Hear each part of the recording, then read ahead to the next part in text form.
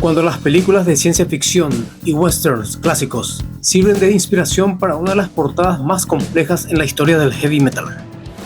Somewhere in Time, el disco que nos enseñó que el heavy metal podía sonar a neón, naves espaciales y curiosamente a guitarras que no parecen guitarras. Hola, soy Robert Bernal y en este episodio de Hablemos de, nos sumergiremos en la asombrosa ilustración de la portada por el 40 aniversario del disco, que sería algo así como el Where is Wally o Easter eggs del heavy metal, una carta de amor a la ciencia ficción, con numerosas curiosidades y alusiones a la historia de la banda, que capaz ya sabían o quizás algunos no. Sin mucho más que decir, acompáñenme a este fantástico recorrido. Comencemos. Derek Riggs, creador de la mascota Eddie de Iron Maiden e ilustrador de las portadas más emblemáticas de la banda, nos cuenta en su libro Run for Covers el proceso y detalles de uno de sus trabajos más exhaustivos de ese momento. Somewhere in Time fue una imagen complicada. El encargo para esta era: queremos una ciudad más parecida a la ciudad de Blade Runner, que sea algo como Star Wars. Querían una ciudad de ciencia ficción. Las reuniones preliminares para este álbum, para diseñar esto, se hicieron en Ámsterdam. Fue específicamente para hablar de esta portada, y terminamos en un hotel hablando de ello durante 3 días. Vemos una ciudad futurista, con varios carteles de neón, inspirada totalmente en la película Blade Runner de 1982, que nos mostraba ese ambiente urbano futurista distópico, denominado cyberpunk, subgénero de la ciencia ficción que se popularizó en los 80s. Al principio del proyecto había incluido un montón de naves espaciales conocidas, pero no querían ser demandados, así que las tuve que quitar. La figura de Eddie en esta ocasión se transforma en un cyborg. Vemos la icónica firma de Derek Riggs puesta en el pecho. Por mucho tiempo su firma fue un tanto controversial, al menos en algunos lugares, ya que se lo asociaba con un símbolo del ocultismo. También vemos en su entrepierna el símbolo de peligro radioactivo. Detrás de la pierna izquierda vemos unas ventanas con algunas figuras humanoides, inspiradas en una de sus caminatas por las calles de Ámsterdam, puntualmente en el Barrio Rojo. En otra parte vemos el reflejo en la vidriera que dice: esta es una pintura muy aburrida. La pose en la que se encuentra Eddie, nos cuenta Derek, está inspirada en los clásicos soldaditos verdes de juguete, que eran muy comunes en esa época. Websters. Eso era por Charlie Webster, que era el director de arte en EMI cuando estábamos haciendo esta portada. El cirílico encima de las palabras Pizza Hut, creo que dice leche agria en ruso, o algo para designar una tienda que vendía productos lácteos en Rusia. El chino de ahí lo copié de una revista china o japonesa, y era un anuncio de crema para el acné. La mano robótica que se levanta desde la parte inferior derecha se remonta a la criatura de la Laguna Negra, la original en blanco y negro de 1954. Es un chiste entre los fans del terror. Y esa tostadora espacial que sigue a Eddie, esa es su nave espacial. Es en lo que se mueve. Se ve un poco peculiar. Solo quería un pequeño buggy. Derek añade: solo quería muchos logotipos. Si vas por la ciudad, todos son logotipos de empresas. Así que las tuve que inventar para que pareciera una ciudad. Bradbury Towers es el edificio que aparece en Blade Runner. Syncon hace referencia a Syncom, una serie de satélites de comunicaciones geoestacionarios pioneros lanzados por la NASA en la década de 1960. El nombre Acacia se refiere por supuesto a 22 Acacia Avenue, canción del disco The Number of the Beast. Debajo vemos un póster con el Eddie del primer disco de Iron Maiden. También está el poste de luz de la primera portada, completo con letrero y cubo de basura. El ojo de Horus de Power Slave. El gato con aureola de Light After Death. Todo se retroalimenta.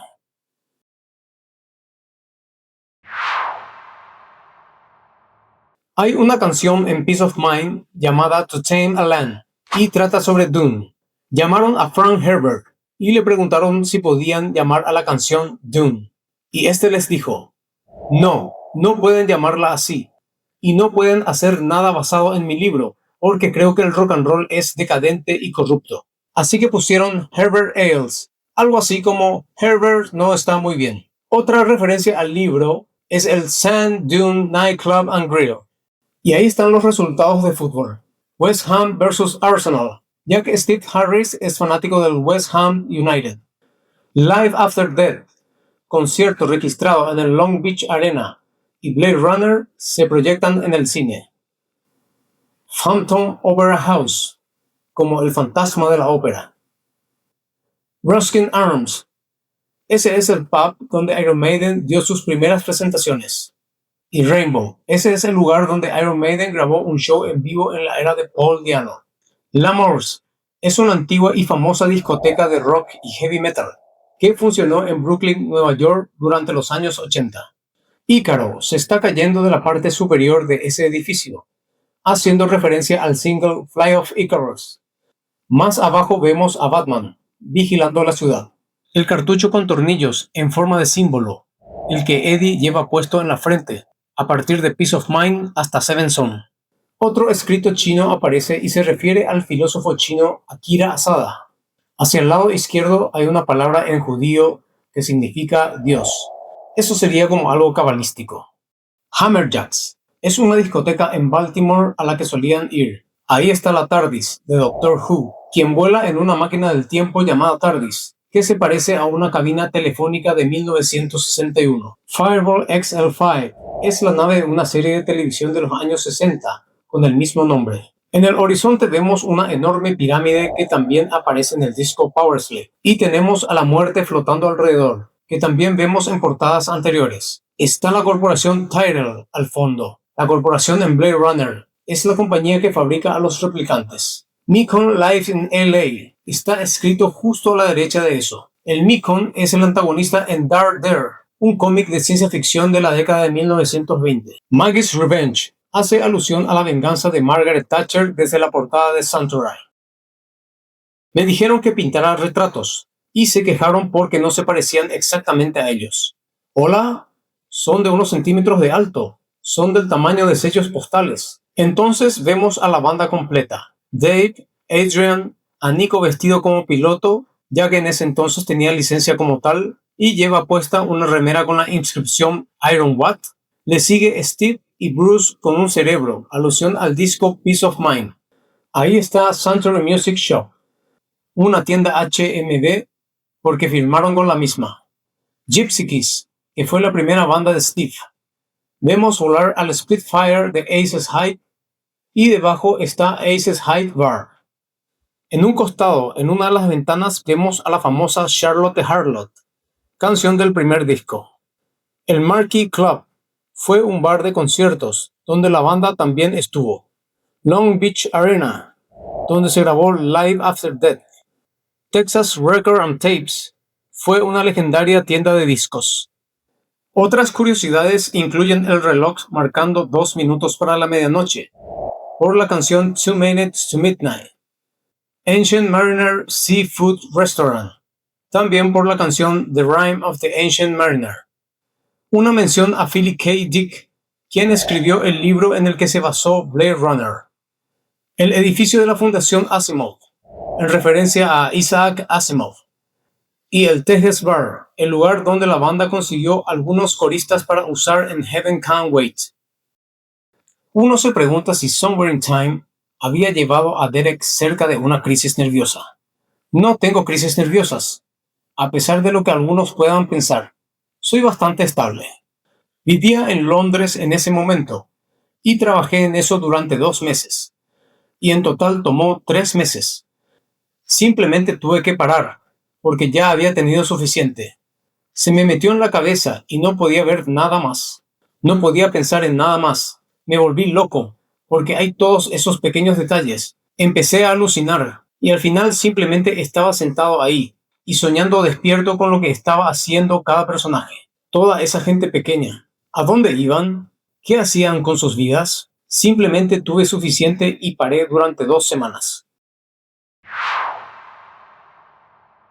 Sobre el single Wasted Years. Aunque no se menciona en el libro de Derek, La similitud con el tablero del DeLorean de Back to the Future es muy notoria. Como primer single del disco, no querían mostrar a Eddie Cyborg, ya que se perdería la sorpresa de su nueva imagen. Así que optaron por mostrarlo de forma discreta.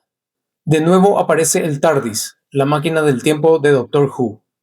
Stranger in a Strangerland, el segundo single, gráficamente tiene como inspiración la cantina de Star Wars, y a Por un puñado de dólares más, de 1965, donde vemos a Eddie como Clint Eastwood entrando al bar. Somewhere in Time no es solo un disco, es una cápsula del tiempo que nos transporta a un futuro que imaginábamos hace 4 décadas atrás. Es el testamento de una banda que se negó a estancarse y que en el proceso creó himnos que hoy en pleno 2026 siguen sonando a vanguardia. Si saben algún dato más sobre esta asombrosa portada, les leo en la caja de comentarios. Denle un like si creen que este es el mejor trabajo de Derek Riggs con Iron Maiden. Y no olviden suscribirse y activar las campanitas de notificaciones. Nos vemos en el futuro, o quizás en algún lugar del tiempo.